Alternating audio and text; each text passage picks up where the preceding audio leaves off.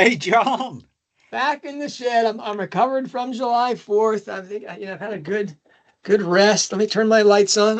I'm dressed in black today, or at least dark blue, navy blue. Well, I'm smiling because it's actually sunny here in Wales. They don't call it Wow, Sunday for nothing. that is funny. Sunny in Wales. It's like Yeah. sunny in Seattle, right? I mean, it's just, uh, Yesterday, I was thinking that I hadn't thought through this lake idea all the way to the bitter end, but I'm feeling a bit more relieved today.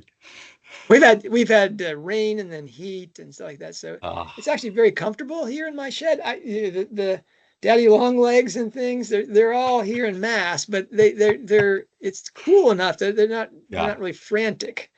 Um, wow. Pretty soon. I think in after we get through Harry Potter, I'm gonna get a picture of the shed here so people can actually they see it in the opening segue, but Yeah. um, really, here I am in the shed. All right. Uh, but today, it's Order of the Phoenix time here. Are you dressed in black too? I mean, yeah, I we're a all, little bit. I got little bits of black here. Yeah, it's yeah, a dark book, isn't it? Now, obviously, we were talking about Goblet of Fire yesterday.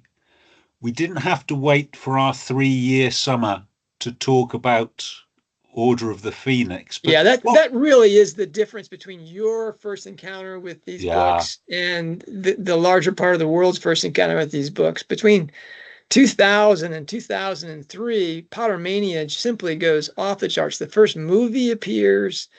Um, I wrote two books in that time. I had gone from being the father of seven, uh, working at a yurt company in Fort Townsend, to being something of a celebrity. They called us the one name fandomers. There was Melissa and Emerson and Steve. Those were the big one name fandovers, and I was kind of like the Neville Longbottom. I was the fourth one. John not being especially memorable. Um, but uh, yeah, the 3 year summer, and you simply swiped left, and there was the book. I mean I, that's I got to the end of Goblet and Fire, and there was a little button saying, "Do you want to purchase Order of the Phoenix?" And I just sort of clicked yes, and there it was. seriously that's too funny. I seriously, here we go. This is the black book. This is the black book. Seriously, um, it is.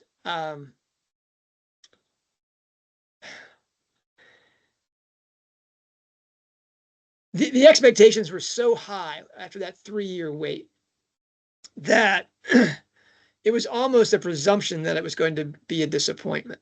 Much like the Deathly Hallows, the last book, the lead up to it too was, is she going to be able to tie this thing off?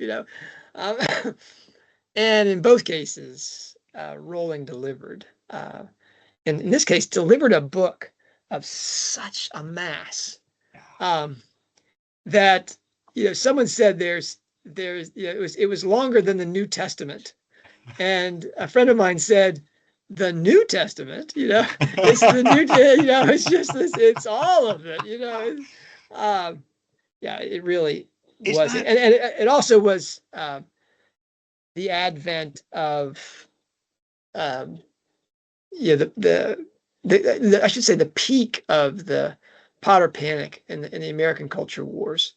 I think it was in 2000 and well, maybe it was 2005. Maybe it was when Half Blood Prince came out that the Cardinal Ratzinger checked in. Wow, did that cause a spin? Um, anyway, uh, tell me. So your first encounter was just click on the thing and on we go. yeah? I my encounter. This was the first book uh, that I experienced as a Potter pundit. I did interviews all that day, the day of release, and I had made a commitment. I did interviews for radio. I did um, interviews in person for local media and on the Olympic Peninsula, and then I gave a talk that night at the biggest Barnes and Noble bookstore on the peninsula, again, to hundreds of people. And it was frantic, and everyone was very excited and very friendly, and it was a lot of fun. My children were all there, and I didn't get paid for giving these talks, and they sold my books, which was nice. But the big deal was we got to be first in line, and so my children, began their they have happy memories of this, going to the front of the line, getting 4 or 5 copies and running out of the store saying, "We have our copies." Everybody in line there, like, oh gosh, you have to wait, But the nightmare for me was I'd made a commitment to Publishers Weekly, which, if you're in the United States, is the, it's the reviewing organ for fiction, nonfiction in the United States. You have, if your book is putting out by a major house, it's definitely going to be reviewed by Publishers Weekly, and it's the group that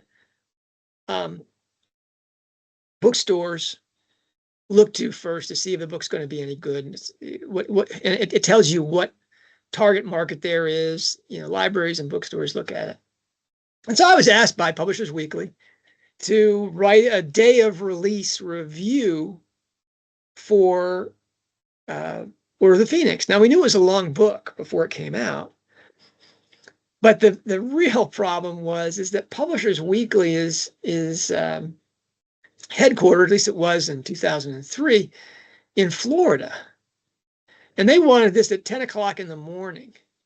And I thought, wow, I'm going to get it at midnight, 10 hours to read the book and do that. And then, of course, I get the book. It's midnight west of Seattle. And I realize I'm 3 or 4 hours after that. So it's already 3 o'clock in the morning, 4 o'clock in the morning in Florida. So now I have 6 hours to devour this enormous book and to write an intelligent review. And I can say that I did it, but I can say that I wasn't the same for about 10 days afterwards. I mean, it was I just going through it. And then, of course, I was very disappointed. I had put all my chips forward that Dumbledore was going to die in Order of the Phoenix. I just thought that was a given, that the wizard was going to die, and the last 2 books were going to be Harry on his own. And I still believe I was the only person at the battle between the Dark Lord and Dumbledore at the finish. That when the Dark Lord, sends out the killing curse, and Fawkes swoops in and saves and swallows the death curse. I think I'm the only person that threw the book across the room yelling, "Stupid bird! You ruined me. I was made." John Granger rooting for the Dark Lord was not something I'd ever pictured before. Was it in your card? Yeah, that was saying, okay, symbol of Christ, I got it. Wonderful. Vanquishing death. Okay, it really it was such a spectacular thing, and nothing that you can absorb in 6 hours. No. So we had 2 more years before the next book to dope it out, and in that time we were able to realize that it was really the Negretto of the series, and that's what I'm going to talk about today. But I want to hear about Rowling's Negretto. Negretto is the first and as I'll explain later, the darkest point. It's the time of disintegration, where all your ideas of yourself are exploded.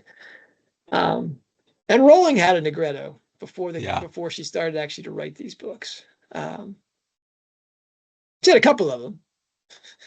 She had one that sent her to Portugal. I talked about yesterday as if that was this one, but and then she came back from Portugal. Anyway, I'm talking like I'm the lake guy. I'm not the lake guy. So So I'm gonna talk about one of the 7 ages of Jo, and as this is the dark book, this is the book after we have the first real visible death in Harry Potter, right at the end of Goblet of Fire. Harry understands what death is, so he sees the Thestral, and we are now seeing all the characters just as that author with a chip of ice in her heart, wondering, who's going to live, who's going to die. And Rowling talks about her darkest period as her rock bottom. So in that Harvard commencement speech, the rock bottom from which she built herself back up again was her poverty. So I'm going to talk about poverty. Now, poverty in Harry Potter, most people assume to be the Weasleys. Yeah, they've got no money. They are a poor family. But that's not really what Rowling means when she talks about poverty. So Ron on the Hogwarts Express not having a very nice sandwich is not what Rowling means by poverty. So I'm gonna quote from the commencement speech. Actually, she says, and she talks about her parents. She says, I cannot criticize my parents for hoping that I would never experience poverty. They had been poor themselves, and I have since been poor. And I quite agree with them that it is not an ennobling experience. Poverty entails fear and stress and sometimes depression. It means 1,000 petty humiliations and hardships. She doesn't mention once not having things. She does talk about the shame she felt when people saw Jessica's toy box and how few toys they were in there. But actually, for herself, she never mentions she didn't have things. For her, poverty is the petty humiliations, the powerlessness, the being subjected to arbitrary authority. She talks about when she was a single mother. She talks about that she was a graduate and she'd been in full-time employment all of her life, and she didn't want her daughter to grow up in poverty. But my district health visitor told me that I would never get state-funded childcare because you're coping too well. That's arbitrary, that's powerlessness and arbitrary authority.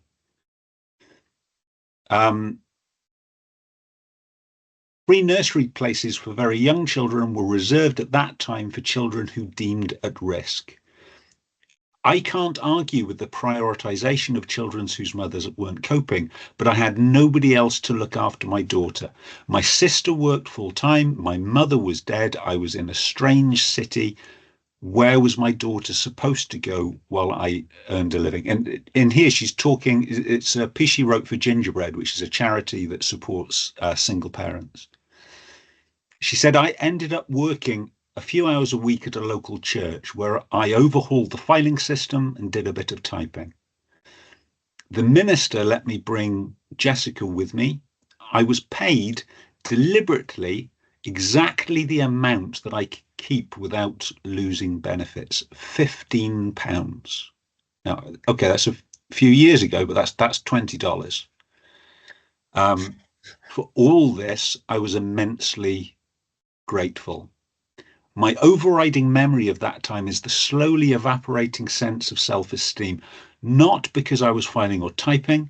There was dignity in earning money, however I was doing it, but because it was slowly dawning on me that I was now defined in the eyes of many by something I had never chosen. I was a single parent, and a single parent on benefits to boot. Patronage was almost as hard to bear as stigmatization. I remember the woman who visited the church one day when I was working there who kept referring to me in my hearing as the unmarried woman. Sorry, the unmarried mother. So that's just to give some idea of how psychologically hard that must have been.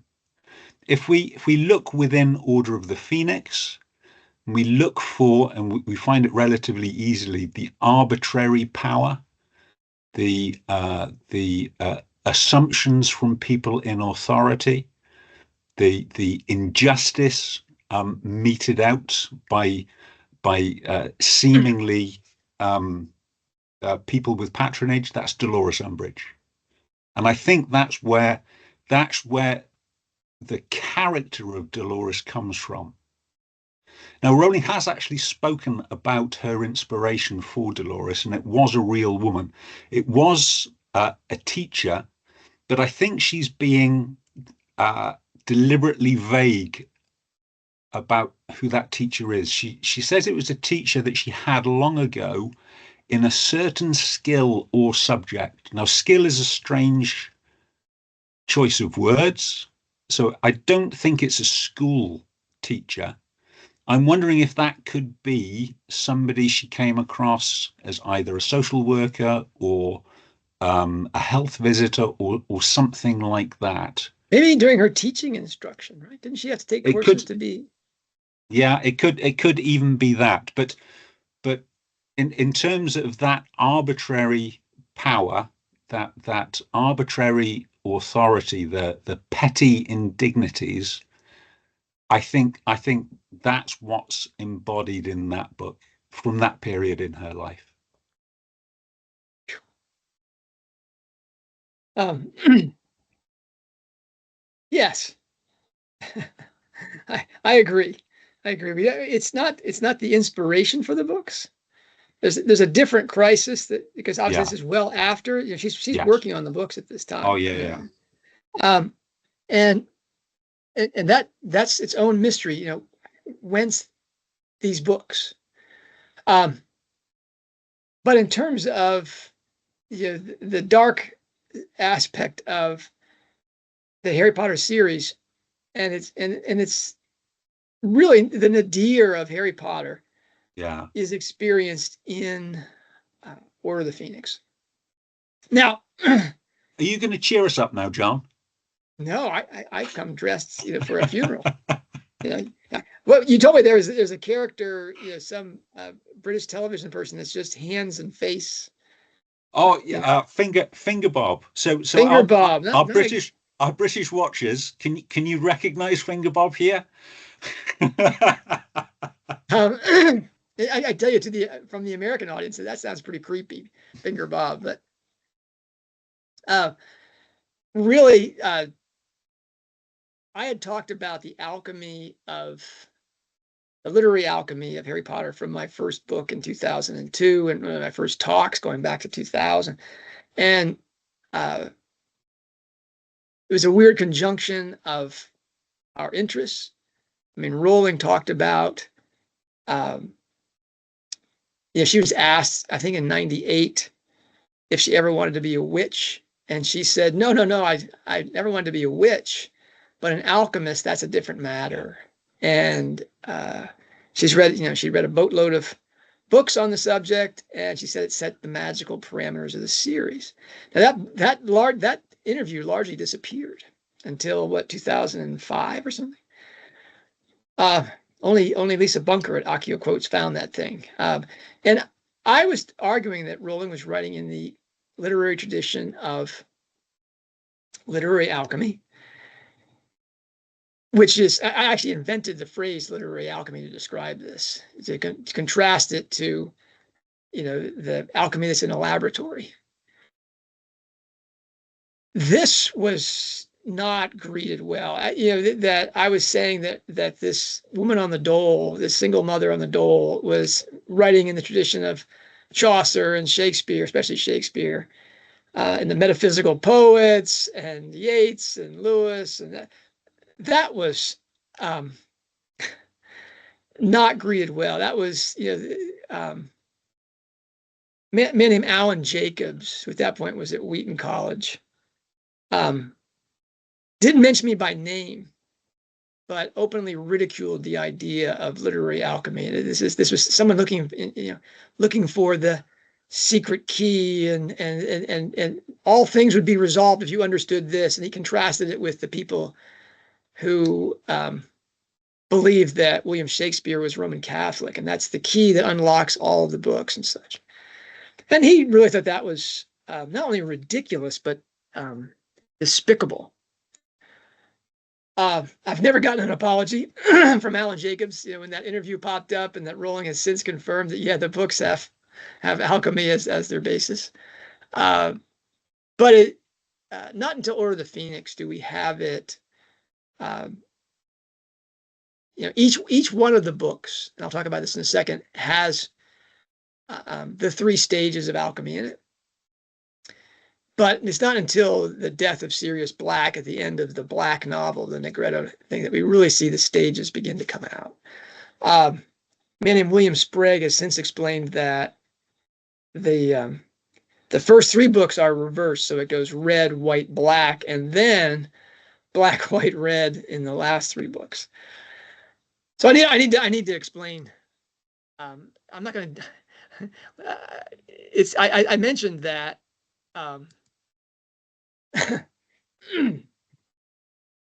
In the talk about Goblet, about ring composition, that I gave a talk at the Samsung Center that went on for hours, but I've given weekend seminars on ring composition where I've given 6 talks about it, and just talking about the ring composition of Running Grave was I don't know how many words that it could have been a small book. The things I wrote about the structure of Running Grave.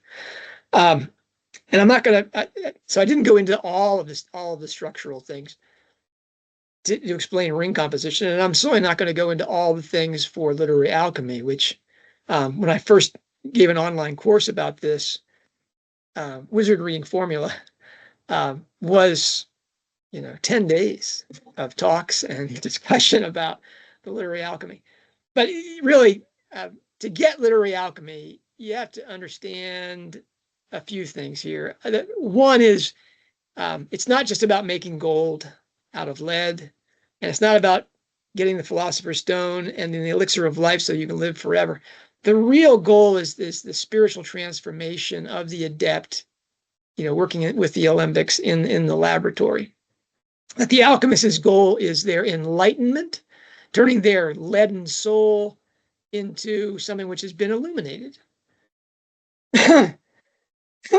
Excuse me. Time to get my Doom bar up here, Nick. Yeah, this is my UCO glass, but I'm drinking a little of Gorman Strike's.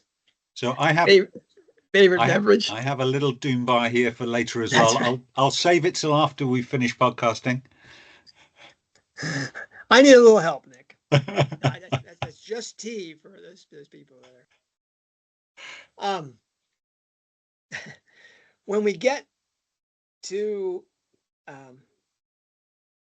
the literary alchemy is the use of the laboratory symbolism, and how alchemists wrote this up, because it was a secret, sacred science. How they wrote this up, they did it in symbols. And the 3 stages of their transformation, they gave Latin-derived names, and they're based on colors. The first one is the Negretto, or the black stage, from the Latin word for black. The second stage is called the Albedo, which is for the Latin word for white or resplendent, albus. And the last stage is the Rubetto, which is, you might from ruby or rubeus, is the red stage. And these 3 stages parallel, and if you've studied comparative religion, of the 5 great traditions and the animic traditions, spiritual transformation, they all have these black, white, and red stages. The black stage is of repentance and renunciation, where you say, I'm a sinner, basically, and I need means to help me have communion with God, however you define the absolute. And that stage is represented in alchemy as a burning stage, where the thing is, where the subject of the thing is destroyed and brought down to its prime matter. That's the black stage. You can just think of it as black ash if you want. And the next stage is the purification stage. You can think of it in terms of baptism, because it really is about water. Sometimes called not only the albedo, but the ablutionary stage, meaning the cleansing stage. And that's where this prime matter is purified, and the first stone is produced. And finally, after repentance and purification, you have the red stage, which is really the revelation of the purified person in the world. And spiritually, it's something akin to theosis or divinization. And those three stages are represented by colors: black, white, and red. In the black initial stage, this is all from Lindsay Abraham's book, The Dictionary of These Things, which is essential for understanding literary alchemy. In the black initial stage, the body of the impure metal, the matter for the stone, or the old outmoded state of being, is killed, putrefied, and dissolved into the original substance of creation, the prime matter, in order that it may be renovated and reborn in a new form. Sirius Black is named for this stage of the work. The book in which he died, Phoenix, is the Negretto novel of the series. We're going to come back to that. The second stage is of alchemical transformation of lead to gold is the albedo, or white work. It follows the ablution or washing of the calcified matter at the bottom of the alembic, the washing of which causes it to show the peacock's tail, the cauda pavonis, or the colors of the rainbow before turning a brilliant white. Albus Dumbledore is the character with the white name. Albus is Latin for white or resplendent. Frequently used symbols of the albedo stage of the work in pictorial representations and descriptions of it are Luna, and a lily. Half-Blood Prince was Albus's book in many ways, because it features his tutorials with Harry to prepare him for the Horcrux seek and destroy before combat with Lord Voldemort, and because of his fall from the astronomy tower at the book's end. Now, you should notice that Sirius Black dies at the end of the Black Book. Albus Dumbledore dies at the end of the White Book. So when Deathly Hallows was coming out, we were waiting for the red character to die, which a lot of betting going on in fandom at the time, whether it was going to be Rubius, Hagrid, or what. Rubius, of course, survived. I think Nick Rubius survives because of an intervention from Diane. Yes, intervention from Diane. Also, Rowling had an image in her head which she couldn't let go of. So she had the picture of Hagrid arriving at Privet Drive carrying the infant Harry, and she had the picture in her head of Hagrid coming out of the Forbidden Forest carrying the unconscious Harry. Right. Really, at that point, the La Pietà of the books. Yeah. So the third stage is the Rebetto, the red stage. When the matter of, this is Abraham again, when the matter of the stone has been purified and made spotless in the albedo, it is then ready to be reunited with the spirit, or the already united spirit and soul. With that fixation, crystallization, or embodiment of the eternal spirit, form is bestowed upon the pure but as yet formless matter of the stone. At this union, the supreme chemical wedding, that's why Deathly Hallows starts off with a wedding, the body is resurrected into eternal life. As the heat of the fire is increased, the divine red tincture flushes the white stone with its rich red color. The reddening of the white matter is also frequently linked to staining with blood. And Rubius Hagrid has the red name. Rubius is Latin for red. The Latin for black, of course, is niger. But so Sirius's name is translated to English black, I think, for obvious reasons. I mean, a common symbol of the red work and the Philosopher's Stone is the red lion, the house mascot for Gryffindor. So every book, the series as a whole, ends with a black, white, and red book. And every book, I'm going to say, is also that way. Briefly, the black work or dissolution is the work done on Privet Drive by the Dursleys and in the dungeons by Snape at Hogwarts. The white work is Harry's study time or year at Hogwarts under the watchful eye of the white alchemist, Albus Dumbledore, in combination with and painful separation from Ron, Hermione, or both. The red work is the crucible scene underground or in a graveyard in which Harry always dies a figurative death and is saved by love in the presence of a symbol of Christ. The resurrection at story's end each year is the culmination of that year's cycle and transformation. The cycle then closes with congratulations and explanations from the master alchemist and a return to the Dursleys for another trip through the cycle. Now, Nick, you say that Hogwarts is a 7-year thing because comprehensive schools are 7 years in length. The accepted opinion in the shed is that it's because we go through this black, white, red cycle 7 times in alchemy that it's the reason that it's not 6 years as the usual schoolboy novel is. Well, that's the exact reason why we have 7 years in a comprehensive school, John. Founded by Isaac Newton and all the alchemists back in the day, right? Yeah. I love it. I love it. All right.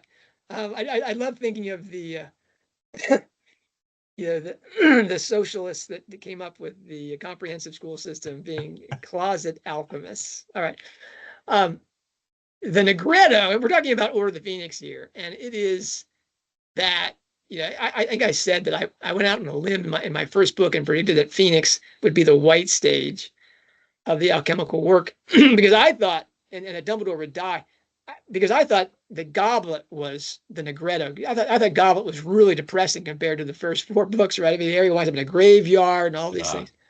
But how wrong I was. Order of the Phoenix, from its hot and dry beginnings and sojourn in the House of Black to the police state of Dolores Umbridge. Her name means grieving resentment or grievous shadow. Excuse me. I gotta have some more of this Doom bar here. Literally, her name means something like a woman who blocks the sun. Yeah. And Order of the Phoenix, of course, ends with the death of Sirius Black in the Department of Mysteries. This is the Negretto volume of the Harry Potter series. Harry literally and figuratively is burnt up, broken down, dissolved, and bled until everything that he thought he was, the Quidditch seeker for the ages, Ron and Hermione's superior, not in that book. He's the pet of Dumbledore. Nope. No. He loves Hogwarts. In this book, he wants to go back to Privet Drive. He also thinks that he's the son and spitting image of a great man. He learns in Order of the Phoenix that his father was not always a great man. It was kind of a nasty adolescent. He sees himself as the victim of the Dursleys, the valiant enemy of Snape, even as being the hero and man of action in times of crisis. All of those things are taken from him or revealed as just falsehoods. The boundaries of his worlds collapse. The Dementors come to Little Whinging, and Petunia knows about them. Privet Drive is no longer a sanctuary, however miserable, and Hogwarts is no longer edifying or any joy to him. The world is no longer separated into good guys, muggles, and Death Eaters, and Harry has been reduced to his formless elements. This is, the absolute basement for Harry Potter. This is his black stage in which everything is going to be rebuilt inside Half-Blood Prince, and then he'll come to his apotheosis as the boy who lived and vanquished the Dark Lord in Deathly Hallows. You can't, just like you can't have Easter without Good Friday, you don't get Deathly Hallows and the happy, Easter ending without the Negretto and all of the deaths to self that you get there. And I was thinking about what we were talking about in terms of the lake, Rowling's dissolution in the nadir of her life after her return from Portugal. And really, this is the suicidal time, suicidal Yeah. depression and everything. It's also the end of her pride. I mean, she wasn't working class. She wasn't proper middle class in the UK term. She'd be middle class in terms of how Americans use that term, but she was lower middle class. But she was the head girl of her school. Yeah. She was a person of some real accomplishment. And while she didn't quite fit in at University of Exeter in terms of it was Exeter is notorious, I think, in the UK for being sort of a prep school, a preppy school. It is one of the leading universities. Obviously, in a country that has Oxford and Cambridge, and St. Andrews, there's quite a gulf between the leading universities and those, but it's still one of the leading universities. Yes, and the same thing's true in the United States. You've got Harvard, Yale, Princeton, and everything else in terms of prestige. But you mean in the UK, Cambridge, and St. Andrews, and then everything else. And the people that didn't do quite so well on their owls and newts wind up at Exeter, and they go there to party. And Rowling really didn't fit in there as this lower middle class girl, head girl or not. That's a sad time. But I think she had this vestige of pride that she was she had her vocation very clear in her head. But then she goes to Portugal and the marriage fails. She's physically and emotionally abused there. She escapes with her wife. And I think she said in the Harvard thing that she got as low as you can go in the United Kingdom without living on the streets. And here you see two aspects. One is Rowling is still a very proud woman. But having come through the negretto of feeling suicidal and only not coming to self-harm because of her daughter, that she was broken. Yeah. And with that came a humility and a determination that she couldn't have gotten any other way. And so Harry, the same way, Harry has to be totally broken of his identity of, he always wins. Harry always wins. He always defeats the Dark Lord. Or the Phoenix, everybody in the wizarding world half despises him because of the media attacks. He's no longer, people don't see him and whisper to each other, oh, there's Harry Potter, the famous Harry Potter. Instead, it's like, there's that creep Harry Potter that's saying the Dark Lord is back. That is the broken down pride. Now, Rowling, something you didn't mention that surprised me is that Rowling to this day gives a sacrificial amount of her earnings in taxes every year. Yes. And she points to that time in her life, right? She is saying it would be horribly ungrateful to me that was saved by this safety net.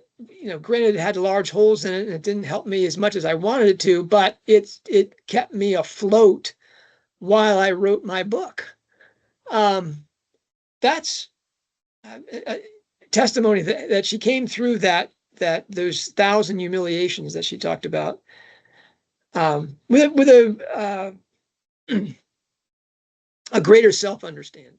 Yeah, I think you never really appreciate a safety net such as we have in the socialist paradise that is the United Kingdom, and until you need it, and until you need it. If you don't need it, then it's a drain on society.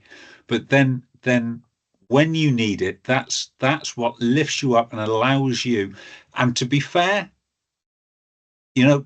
Rowling did. She used that safety net as the platform. She said, I can't go any lower than this without seriously harming my child. This is as low as I go. From here, I build myself up. Now, of course, not everyone does that. But this is funny. People have joked about the parallels between my life and J.K. Rowling's. I don't have the success. I'm in my shed here. Yeah. I never did daddy long legs. But I moved with 7 children from Houston to Washington State to get a job at a yurt company. And 6 months and a day after I got there, the company went out of business. Now I had 7 children and no visible means of support in a place that is, the Olympic Peninsula is very, very beautiful.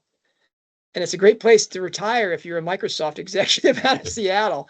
But for large families, there really isn't a lot of jobs out there. And as I was writing my first book on Harry Potter, I was going out looking for jobs every day. I had to report, that I had looked for these many jobs.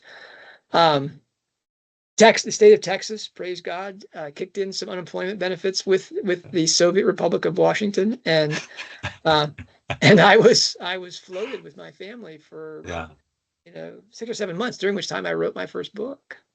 And that, that's a queer correspondence, but I was happily married.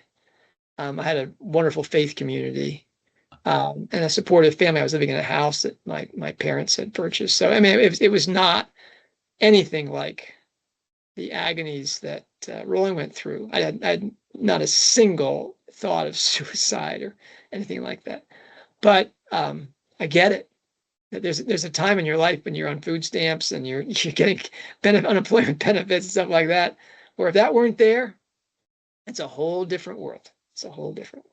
And to her credit, she's one of the few extremely wealthy people who says, I should be taxed more.